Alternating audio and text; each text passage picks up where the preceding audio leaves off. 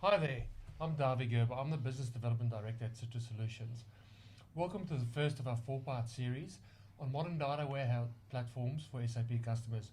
With me, I've got Jay Dutton and David Simpson. They are the regional SAP on AWS architects in the consulting space. And guys, do you want to introduce yourself? Yeah, thanks, Darby.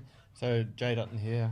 We've been working in SAP now for about 18 years with a focus on analytics, planning, and analytical-based applications.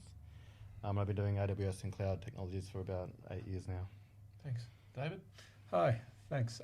David Simpson. I've been in the SAP space for about over 20 years now, most of that in the data and analytics space, and the last 8 years working with AWS. Well, the reason we're here today is to talk about SAP data on a modern data platform. David, do you want to elaborate a little bit on the problem statement that customers face today? Yeah, look, a couple of the challenges which we're seeing at the moment. A lot of our customers have got disparate business groups, so you can have very big differences between what the central teams want and what business units want. A lot of requirements now for combining SAP data with non-SAP data, and the requirements for this can be very different between the central groups and the business units. Also, enabling choice of front-end tools.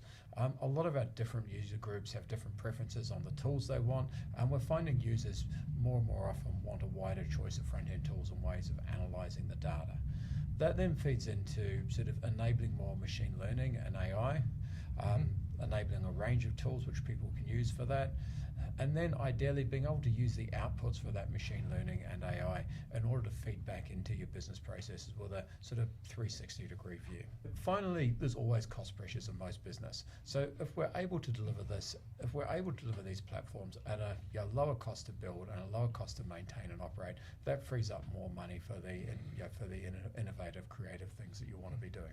Have you got an example for us, just a practical example, how you would combine SAP data with ML and AI data? Yeah, look, one of the examples we've got, Jane in one of the business units who are responsible for some of their new product lines, has got access to all of their SAP sales order data and managed to combine that with call center transcripts and running that through a model, predict what sales orders are likely to be more problematic, and based on that information, produce a list of customers which they need to call back and pay additional attention to. Okay, thank you. Jay, what's different today? Why can we have a modern data platform for SAP customers today? What's different today than what we would have had at our disposal a year or two ago? Yeah, so I guess there's two points there. So firstly, it's a lakehouse concept. So this combines the best parts of a data lake, data warehouse, and operational data stores, as opposed to these individually. And then we have improvements in SAP S/4HANA, where they've greatly improved their options for reporting within SAP ERP and getting data out. Okay. So the three main enablers we'll be covering in our upcoming videos on these points. So firstly, by opening up the SAP O2B framework, SAP have made it a lot easier to get data out of SAP. So this has significantly reduced the amount of time and costs over, say, pure table extracts. S/4HANA with CDS views and analytical cloud also enable a lot more of your traditional operating reporting to stay in SAP. Secondly, the serverless technologies from AWS, including Data Lake and Redshift Serverless, enable the lakehouse concept and make it inexpensive to get going and reduce your management and ongoing costs. In our last video in this series, we'll be discussing our modern data platform accelerator and how that utilises these technologies along with our experience to get you up and running at a lower cost point and within a shorter time frame. Okay, thanks, Jay. And then David, just to close out, do you want to explain to our audience why we invested and developed this accelerator for SAP customers? Yeah, well look, AWS has got a lot of options and a lot of functionality, which is great, but it can be really daunting for people when they first start out looking at it. So we've looked at a lot of the joint reference architectures AWS and SAP have put together, and also a lot of our experience from recent projects, and tried to come up with what we think is a really good starting point.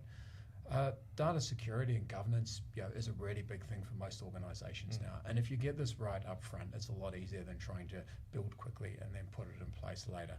So we tried to make sure we've got all the layers and everything in place to make sure you've got a really secure environment and one that's going to pass all the governance requirements that most large organizations have. Also, your SAP data is complex and it's difficult to deal with. So a lot of the pre-built models which we've got, while they're not necessarily going to be the end state for all organizations, they solve a lot of those complex problems and get that base in place really quickly, which then enables you to invest more in the bits that differentiate your business. Okay. Thanks, David. That concludes part 1 of our 4-part series. Watch this space for the second video in our series coming up shortly. Thank you. Thanks. Thanks.